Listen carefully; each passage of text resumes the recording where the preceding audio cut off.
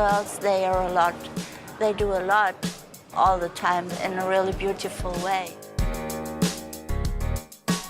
Yeah, I mean, they are really very strong, you know, because they never give up.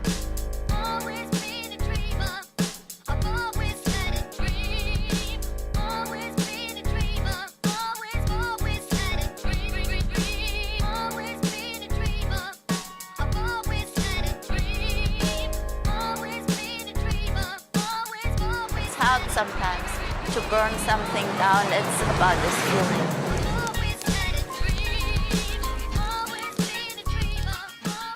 La place des femmes dans le milieu du street art, elle est à l'image de la place des femmes dans le milieu de l'art. Et force est de constater que c'est difficile pour les femmes de s'affirmer sur la scène artistique, dans l'art contemporain en général, dans le street art en particulier. Les femmes qui ont réussi à émerger dans ce mouvement-là sont peut-être celles qui ont mis le plus en avant dans leurs œuvres des attributs féminins. Je pense à Mystique, par exemple, qui surexpose la féminité, en fait, en montrant dans ses pochoirs, en montrant des femmes comme ça, qui sont quasiment des filles publiques, enfin, en tout cas, qui exposent leurs attributs féminins, qui sont en petite tenue, qui ont de fortes poitrines. Je pense que chez moi, en tout cas, l'érotisme, c'est un moteur. La sensualité, le glamour, ça fait partie de l'existence. Et oui, j'aime bien le mettre en avant. En prenant des belles pépées, je fais lire de la poésie. Je suis une grande manipulatrice.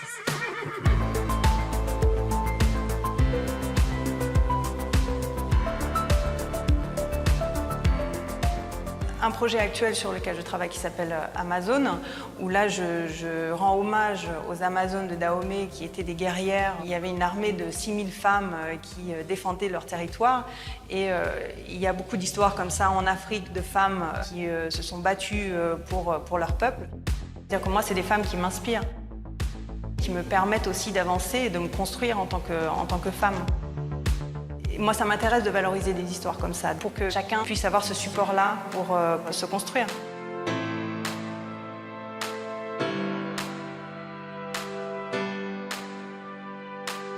Cachine, c'est une artiste, pour le coup, complètement queer, qui essaye de dépasser un petit peu toutes ces questions de genre-là. Le graffiti se fonde quand même sur la prouesse virile. Il s'agit de prendre des risques, de grimper plus haut, de pisser plus loin. C'était important pour moi, en fait, de casser ces codes. Et j'ai toujours été un peu en conflit avec ça. Du coup, je voulais pas peindre de femmes, par exemple. J'ai choisi de peindre que des hommes. Et je voulais non seulement peindre des hommes, mais aussi des hommes qui ne correspondent pas au code esthétique qu'on attendrait. Donc, ils sont gros, ils sont poilus, ils ont des tatouages, ils sont bizarres, ils ont des yeux bizarres, ils ont des couleurs de peau bizarres. Il y a des choses qui pour moi, vont au-delà juste de vouloir affirmer ma position en tant que femme dans la société et dans ma pratique artistique. J'ai juste envie de pouvoir souligner l'absurdité des codifications esthétiques de notre système, m'en moquer et dire que moi, j'ai pas envie de jouer avec ces règles-là. J'ai envie de créer mes propres modèles, quoi.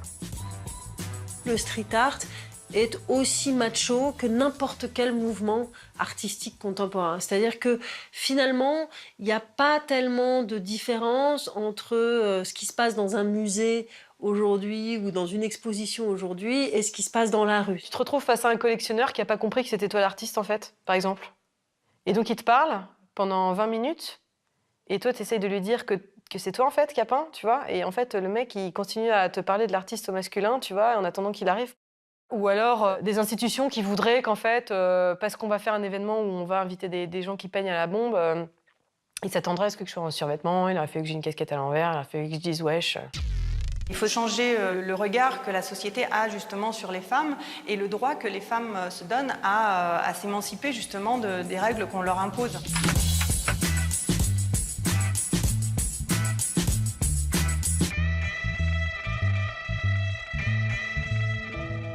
Je porte cette moustache tous les jours, depuis 2 ans maintenant. De me dire que finalement, 2 traits ici ou au-dessus des yeux pouvaient être acceptés dans un maquillage féminin, mais si tu les transfères ailleurs sur le visage, surtout ici, ça devient une moustache. Donc ça devient l'inverse de ce qu'une femme devrait porter comme maquillage. C'est comme si je portais un tag sur ma face constamment, en fait. Et du coup, si tu bouscules ces codes esthétiques, tu remets en question un truc, mais hyper fondamental, quoi. qui est la définition de la féminité ou de la masculinité, enfin la définition du genre un peu. Après, moi je suis pas du tout une fataliste du système et je suis au contraire une activiste. Oui, je suis féministe et il y a beaucoup de travail pour que on soit à pied d'égalité justement avec les hommes parce qu'il y a encore des tas d'injustices et qu'il y a du boulot. Moi, quand j'étais enfant, on disait qu'il n'y avait pas de galeriste femme. Aujourd'hui, quasiment une majorité, donc peut-être que ça changera. L'histoire est en marche. Nos pinceaux, c'était des guitares électriques, en quelque sorte. On avait électrifié nos pinceaux.